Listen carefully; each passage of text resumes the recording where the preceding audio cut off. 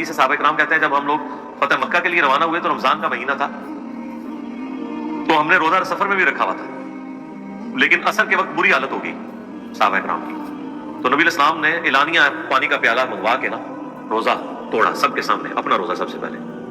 پھر آپ صلی اللہ علیہ وآلہ وسلم کا یہ عمل دیکھ کے صحابہ کرام نے بھی اپنے اپنے روزے توڑ دیے۔ تو بعض اصحاب کی خبر حضور تک پہنچی کہ انہوں نے روزہ نہیں توڑا، تو آپ نے فرمایا یہ لوگ نافرمان ہیں جنہوں نے روزہ نہیں توڑا، کیونکہ ظاہر جہاد کے لیے قتال کے لیے جا رہے تھے،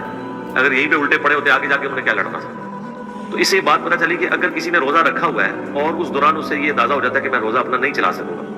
تو وہ روزہ توڑ بھی سکتا ہے، اور اس کا توڑنے کا اس کے اوپر کوئی گناہ نہیں ہوگا، بلکہ ایک روزے کی قضا دینی ہوگی، کفارہ کوئی نہیں۔ یہ فرق سمجھ لیں، قضا یہ ہوتی ہے کہ روزے کے بدلے ایک روزہ، نفلی پہ تو سب کا اجماع ہے کہ نفلی تو جان بوجھ کے توڑیں یا جس طرح بھی توڑیں اس کے بدلے ایک روزہ ہے۔ فرض روزے کے بارے میں یہ اختلاف پایا جاتا ہے، کیونکہ بخاری مسلم میں حدیث ہے ایک صحابی نے اپنی بیوی کے ساتھ ازدواجی تعلق کر کے قائم کر کے اپنا روزہ توڑ دیا، نبی علیہ السلام کے پاس حاضر ہوا، آپ نے فرمایا کہ بھئی وہ جو کفارہ ہے وہی ادا کرو، 60 مسکینوں کو کھانا کھلاؤ، ایک غلام آزاد کرو، غلام نہیں آزاد کر سکتے، 60 مسکینوں کو کھانا کھلاؤ یا 60 روزے رکھو۔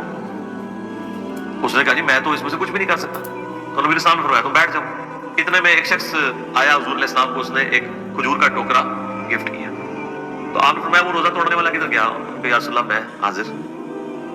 کہا کہ وہ تو غلام بھی نہیں آزاد کر سکتا اور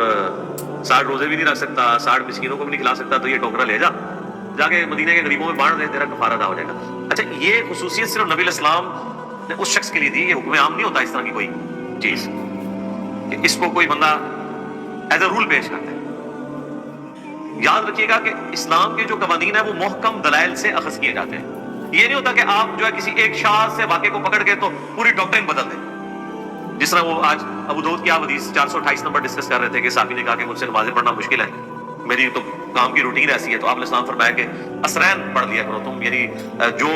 فجر کے وقت کی نماز ہے یعنی سورج نکلنے سے پہلے کی نماز اور سورج غروب ہونے سے پہلے کی نماز، بس یہ دو نمازیں تم پڑھ لیا۔ اب اس کا یہ مطلب نہیں کوئی لے سکتا کہ باقی نمازیں معاف ہیں،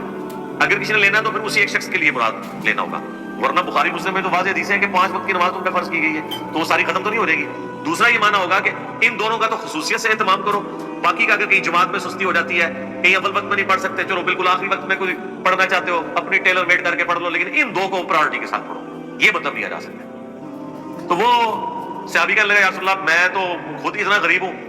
تو پھر آپ نے فرمایا کہ تم خود ہی کھجوریں کھا لو، تمہارے روزے کا کفارہ ادا ہو جائے گا۔ اور آپ علیہ السلام بھی اتنا مسکرائے کہ صحابہ کرام کہتے ہیں کہ ہم نے آپ کی داڑھیں بھی ظاہر ہوتی ہوئی دیکھی اس بات کے اوپر، اس نے کہا کہ میں مسکین ہوں،